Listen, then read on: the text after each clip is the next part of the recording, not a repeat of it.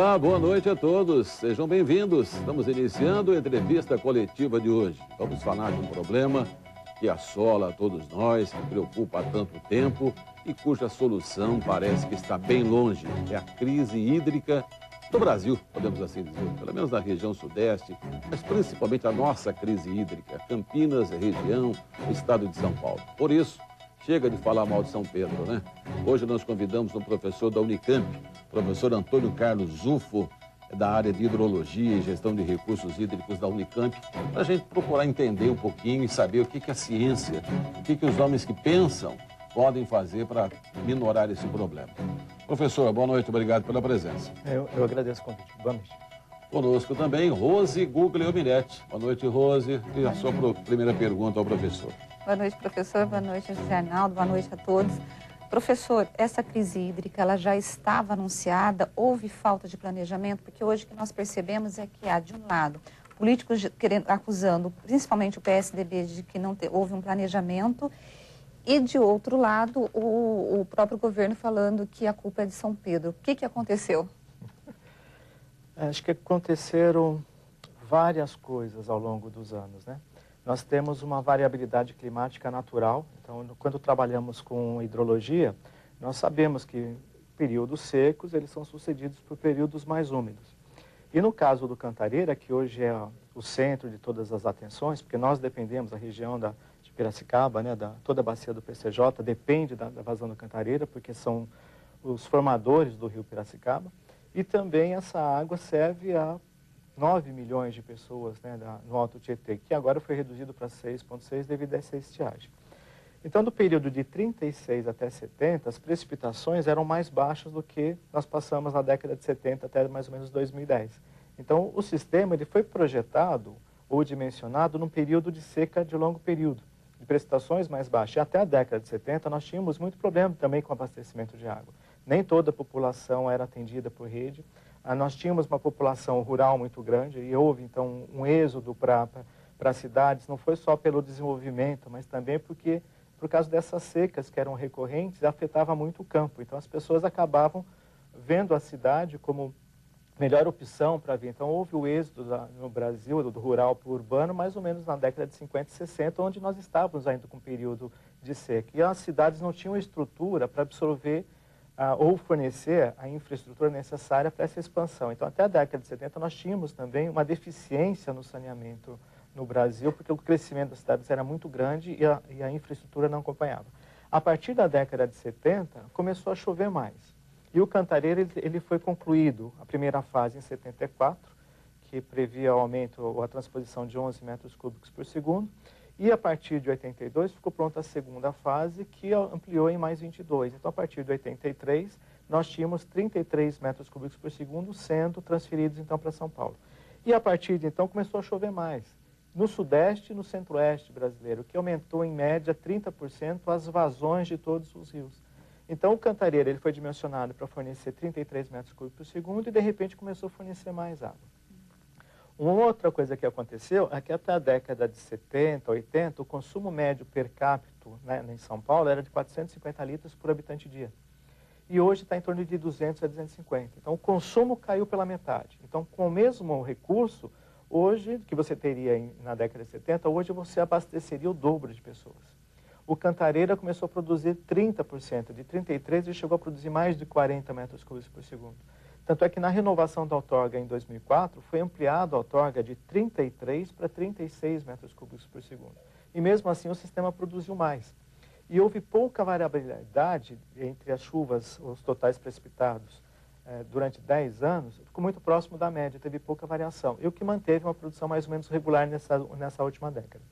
Só que agora, como nós subiu a precipitação a partir da década de 70, agora deve cair também, ou 20% ou 30%, ou alguma coisa, nós não sabemos exatamente. Durante quanto tempo?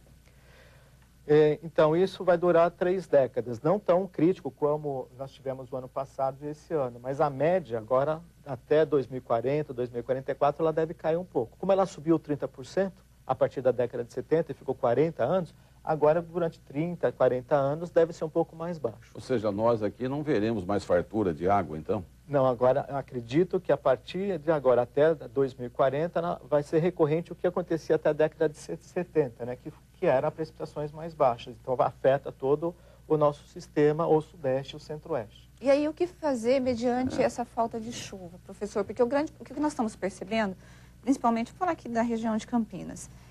Você tem Campinas, por exemplo, não tem reservatório. A nossa capacidade de armazenamento de água é de 6 horas, acho que temos 4 reservatórios pequenos, né? Num eventual racionamento adotado no estado de São Paulo, nós não temos como ter água. Nos resta o racionamento. Houve falta de planejamento dos prefeitos na construção de represas, ou mesmo do governo do estado, ou não dava para saber? Nessas últimas 4 décadas, o que existia mais era enchentes, né? O grande Sim. problema era enchentes, e todo ano praticamente enchentes, porque estava chovendo mais. Então, toda a infraestrutura que foi desenvolvida ao longo das décadas de 30, 40, 50, 60, até mesmo 70, as precipitações eram mais baixas. De repente, começa a chover mais, aí nós tivemos mais enchentes. E como houve aumento da precipitação, todos os sistemas começaram a produzir mais. Então, existe uma folga, mas essa folga é temporária. E, de repente, agora, tanto é que existia um outro sistema a ser construído, que foi também planejado na década de 60, que chamava Sistema Juquiá, que hoje tem o nome de São Lourenço. Ele previa a transposição para São Paulo de entre 70 e 80 metros cúbicos por segundo. E ele foi sendo postergado porque o sistema estava com folga, estava produzindo mais água do que era necessário. E agora nós temos essa inversão. Então, todos foram pegos, né, por não conhecer essa variabilidade climática, que é devido à variação da atividade solar. Então, ela tem ciclos, são vários, tem ciclos de 11 anos, ciclos de 22, ciclos de 70, de 200 anos, que se sobrepõem. Então, esse ciclo de 40, depois mais 30, que chove mais e chove menos, é dado ao ciclo chamado de Gleisberg. Professor, nós sabemos que começou o ciclo agora, porque já estamos vivendo a seca, ou vocês, cientistas, professores da Unicamp, por exemplo, sabiam que, olha, vai começar, né, em 2014, etc., um ciclo de tempo mais seco. Vocês sabiam disso ou concluíram agora que ele já começou? Não, existe uma teoria de 58 sobre o efeito José e efeito Noé. O efeito José foi observado em séries longas de avaliação do nível do Rio Nilo, pelo Mandelbrot. E ele verificou que existe um período, quer dizer, não é exato, ele é um fenômeno quase cíclico, entre intervalos de mais ou menos longo, de 30 a 50 anos, que as precipitações são mais baixas, depois são sucedidas por precipitações mais altas. Isso ao longo de séculos, né? Porque a medição do Rio Nilo, de variação, data desde a época dos faraós, porque eles controlavam as cheias para verificar qual que seria a produção agrícola e para a cobrança de impostos. Então, existem esses registros históricos que mostram essa subida e descida, né, das chuvas. Então, é um fenômeno natural, mas isso foi a teoria em hidrologia. E agora, recentemente, é que está se associando à atividade solar. Então, esse crescimento da temperatura nas 2 últimas décadas, né, que se discute sobre aquecimento global, pegou só o tramo ascendente, que na nossa região, quando aumenta a temperatura, aumenta as precipitações. E agora nós devemos entrar num período descendente, que já tem 17 anos que não sobe a temperatura, né, então ela deve cair até mais ou menos 2040, 44, para depois voltar a subir novamente. E quando diminui a temperatura, diminui a quantidade de vapor na atmosfera e na nossa região diminui as precipitações. Mas aumenta, por exemplo, na África subsaariana, vai aumentar na Europa, vai aumentar no Japão. Agora, professor, no caso de Campinas, já deveria ou não ter adotado racionamento?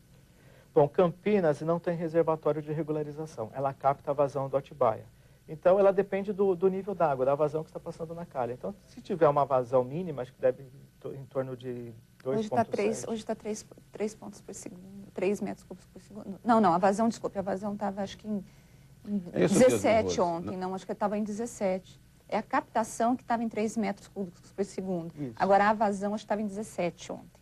Campinas capta mais ou menos 4 metros cúbicos por segundo. Devido à crise, está todos economizando, então reduziu para 3,5 mais ou menos metros cúbicos por segundo. Então, com essa vazão, é possível captar e atender toda a população.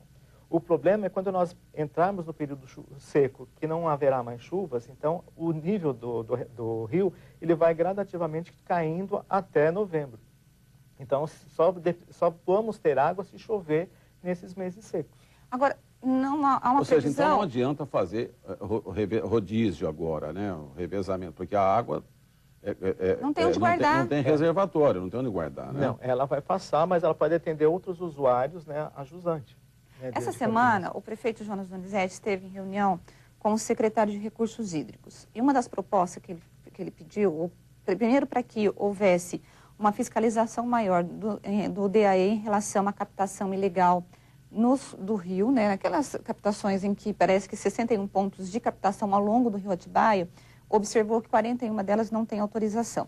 E o prefeito também pediu para que as cidades em que se tenha represa, por exemplo, Jundiaí tem uma represa que dá para fazer reserva. Se não necessitar daquela água e a população não ficar sem ser abastecida, que abrisse mão de retirar a água do rio dela para que pudesse aumentar a vazão no Atibaia. O senhor acha essa segunda opção aí do prefeito em que essas cidades que tenham represa abram mão de tirar essa vazão para poder melhorar aqui do rio Atibaia? O senhor acha que é uma solução viável?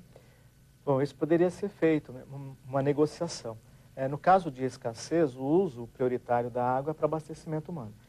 Jundiaí, ela também pega a água do rio Atibaia, faz uma transposição até o Jundiaí Mirim. Eles têm outorga de 1,2 metros cúbicos por segundo, mas eles estão retirando menos do que isso, entre 700 e 800. Então, a proposta do prefeito Jonas Donizete seria, então, que Jundiaí... Abrir mão. Se a represa tiver capacidade para poder abastecer a cidade 1, 2, 3 dias, que naquele período em que ela estivesse cheia, não retirasse esse 1,2 metros cúbicos por segundo por água, assim como aqui na represa do Bragantina, aqui em Bragança Paulista e outras cidades. Ele acha que é possível, porque ele falou assim, que aí a água viria com mais força e melhoraria e chegaria até nós.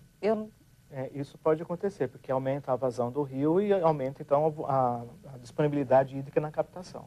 Isso pode acontecer. Agora, o grande problema da redução das vazões no rio é o problema de poluição, porque existem outros usuários, a montante, que captam a água e devolvem o efluente. E isso degrada a qualidade da água. Quanto menor o volume ou a vazão que passa no rio, maior é a concentração. E aí as prefeituras acabam gastando mais para poder tratar a água, né? Que é o que aconteceu aqui em Campinas. Exatamente. Né? Ou então não pode nem captar porque a água está muito comprometida em sua qualidade. Então, às vezes nós não temos a disponibilidade hídrica, não por quantidade, mas por qualidade. Professor, o governo do Estado montou agora um gabinete da crise, né? Todos os seus secretários foram chamados e tal. Antes desse gabinete da crise, a Unicamp foi chamada para ajudar a pensar alguma coisa? Ou nesse momento foi chamada para participar também de alguma maneira desse gabinete da crise?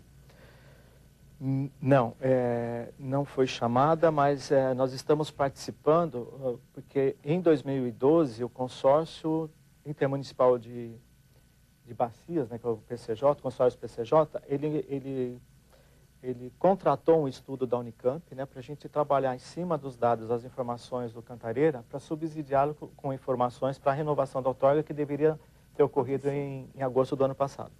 Então, por isso, desde 2012, nós estávamos estudando o Cantareira e gerando relatórios para o consórcio. Por isso que o ano passado nós começamos a alertar, né, que deveria haver redução do consumo, porque nós estaríamos entrando num período seco prolongado. E nesse relatório consta, né, o efeito José, relacionado ao aumento e diminuição das precipitações ao longo dos períodos. Então, estávamos alertando. E convidamos, por isso, também professores, né, norte-americanos. Nós fizemos um seminário internacional sobre a crise de água em São Paulo, que trouxe uma ferramenta que é chamada Share Vision Planning, que é para auxiliar a resolução de conflitos. E, então, isso foi feito na Unicamp o ano passado. Eles estão dispostos a voltar agora esse ano, mas nós não fomos convidados, né, a participar desse grupo, e mesmo porque a nossa política nacional e a nossa política estadual de recursos hídricos, elas preveem o gerenciamento de recursos hídricos para o Comitê de Bacia. Então, é um colegiado onde a decisão as decisões é descentralizada, é feito por comitês e participativa. E esse é um modelo que funciona em todos os exemplos do mundo. Quando o sistema de gestão ele é participativo e descentralizado, ele dá certo, ele consegue resolver conflitos e problemas de escassez. Quando você centraliza, é o caminho para o desastre, né? Quando centraliza as decisões e não há transparência, você não consegue resolver o problema. Então, eu acho que essa criação desse grupo pelo governador, e antes desse foi criado o GETAG também, que engessou os comitês, essa é a receita para o fracasso. É centralização e você esconde as informações ou a real situação, a falta de transparência também. Então, nós estamos com uma receita assim, de possível colapso, porque esse modelo ele não funciona de centralização. Olha que coisa impressionante. A gente está esperando uma solução e a opinião do professor é exatamente o contrário. Mas nós vamos continuar falando sobre esse assunto. Dá só um segundinho, vamos a um pequeno intervalo e voltamos conversando aqui com o professor da Unicamp, Antônio Carlos Zufo. Até já.